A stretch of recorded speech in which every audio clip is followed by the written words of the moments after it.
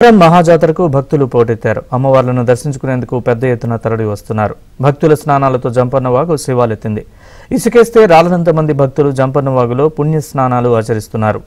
భారీగా తరలి వస్తున్న భక్తులకు ఎలాంటి ఇబ్బంది లేకుండా అధికారులు ఏర్పాట్లు పూర్తి చేశారు.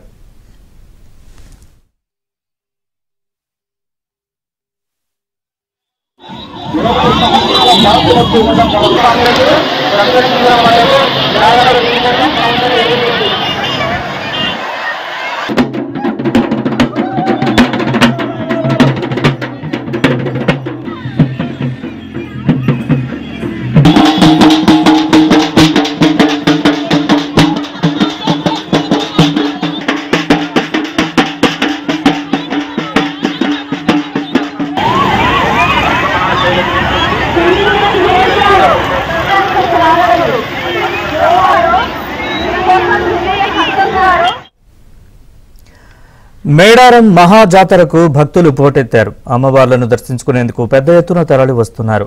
భక్తుల స్నానాలతో జంపన్నవాగు శివాలెత్తింది. ఇసుకేస్తే రాలనంత మంది భక్తులు జంపన్నవాగులో పుణ్య స్నానాలు ఆచరిస్తున్నారు. భారీగా తరలి వస్తున్న భక్తులకు ఎలాంటి ఇబ్బంది లేకుండా అధికారులు ఏర్పాట్లు పూర్తి చేశారు.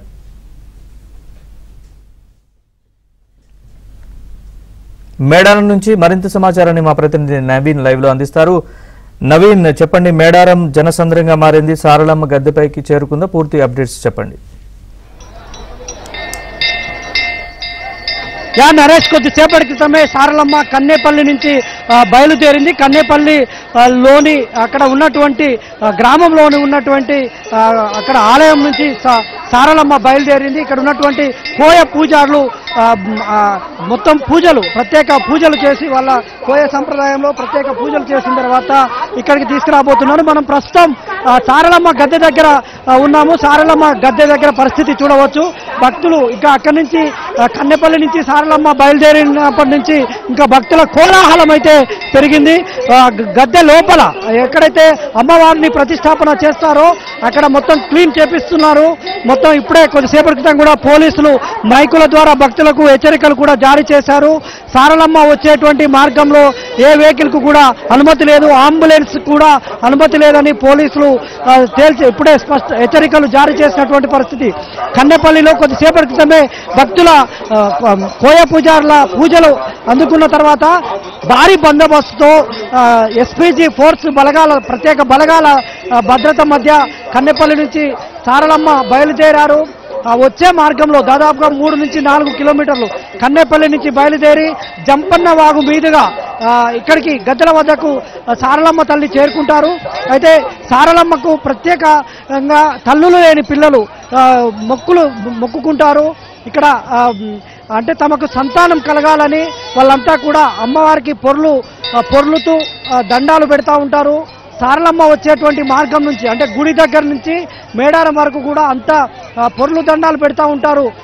సంతానం లేని మహిళలు అంటే సంతానం కలగాలని అమ్మవారిని కోరుకుంటూ ఉంటారు.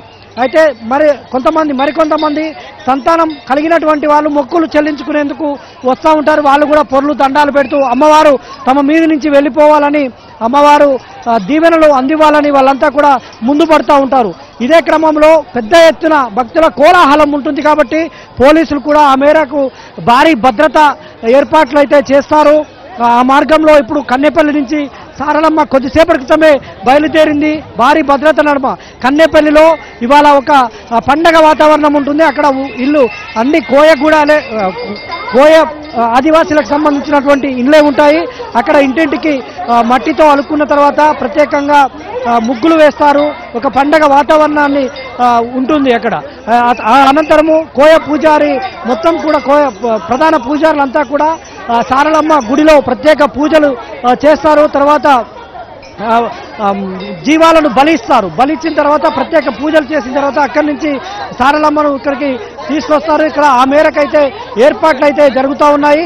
సారలమ్మ వచ్చేటువంటి క్రమంలో దర్శనం చేసుకునేందుకు భక్తులు పోటెత్తుతున్నారు. ఇప్పటికే గద్దెలను అధికారులు ఖాళీ చేయాలని భక్తులకు హెచ్చరికలు కూడా జారీ చేశారు. ఎందుకంటే ఇక్కడ గద్దెల దగ్గర సారలమ్మ వచ్చేటువంటి క్రమంలో భారీగా క్రౌడ్ ఉంటుంది, వాళ్ళను ఒక్కసారిగా నియంత్రించడం ఇబ్బంది అవుతుంది కాబట్టి ఇప్పుడిప్పుడే క్లియర్ చేపిస్తున్నారు గద్దెలను కూడా.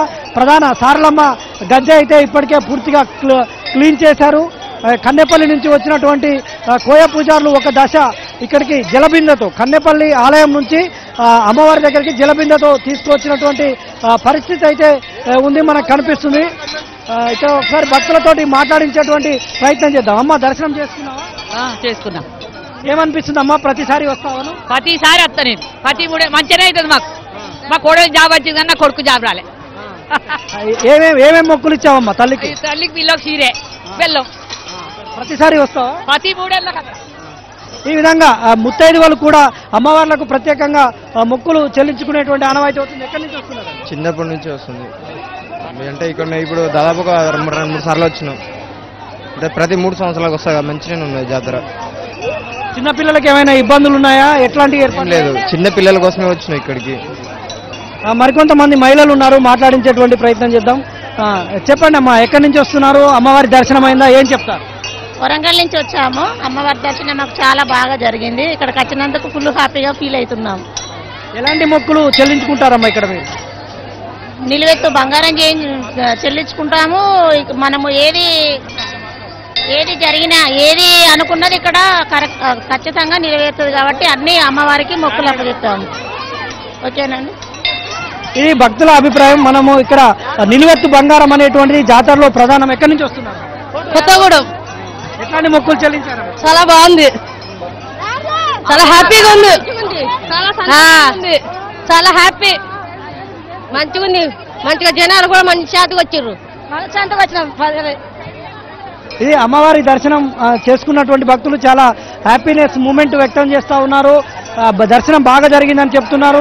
అయితే ప్రధానంగా అమ్మవార్లకు వడిబియ్యం మొక్కులు చెల్లిస్తారు. తర్వాత నిలువెత్తు బంగారాన్ని అమ్మవార్లకు చెల్లించేటువంటి ఆనవాయితీ ఉంటుంది. కోరికలు తీరినటువంటి వారు, కోరికలు కోరుకునేటువంటి వారు అమ్మవారు తమ పైన నుంచి వెళ్ళాలనేటువంటిది వాళ్ళు అమ్మవార్లను తాకేందుకు ఉత్సాహం చూపుతూ ఉంటారు. మొత్తంగా కన్నెపల్లి నుంచి సారలమ్మ అయితే బయలుదేరింది. కాసేపట్లోనే ఇక్కడ మేడారం దగ్గర గద్దెలపైకి అయితే చేరుకోనుంది. ఆ మేరకైతే ఇక్కడ అధికారులు అయితే అన్ని ఏర్పాట్లు చేశారు. నరేష్.